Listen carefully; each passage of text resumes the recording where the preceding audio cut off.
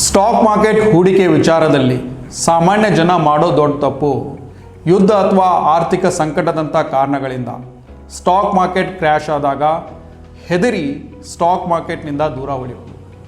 ಆದರೆ ಸರಿಯಾದ ಮಾಹಿತಿ ಮತ್ತು ಮನಸ್ಥಿತಿ ಇರೋ ಸ್ಮಾರ್ಟ್ ಹೂಡಿಕೆದಾರರು ಇದೇ ಸಮಯವನ್ನು ಒಂದು ದೊಡ್ಡ ಅವಕಾಶವಾಗಿ ನೋಡ್ತಾರೆ. ಸ್ಟಾಕ್ ಮಾರ್ಕೆಟ್ ಕ್ರ್ಯಾಶ್ ಆದಾಗ ಕಂಡುಬರುವ ಡಿಸ್ಕೌಂಟೆಡ್ ಶೇರ್ಸ್ಗಳಲ್ಲಿ ಧೈರ್ಯದಿಂದ ಹೂಡಿಕೆ ಮಾಡಿ ಕಡಿಮೆ ಸಮಯದಲ್ಲಿ ಮತ್ತು ನಿಯಂತ್ರಿತ ಅಪಾಯದೊಂದಿಗೆ ಹೆಚ್ಚಿಗೆ ಲಾಭ ಗಳಿಸ್ತಾರೆ. ಅದಕ್ಕೆ ನಾವೆಲ್ಲರಿಗೂ ಹೇಳೋದು, ನೀವು ಕೂಡ ಸ್ಟಾಕ್ ಮಾರ್ಕೆಟ್ನಲ್ಲಿ ಸತತವಾಗಿ ದುಡ್ಡು ಮಾಡಬೇಕಂದ್ರೆ ಈ ಒಂದು ನಿಯಮನ ನೆನಪಿಡಿ.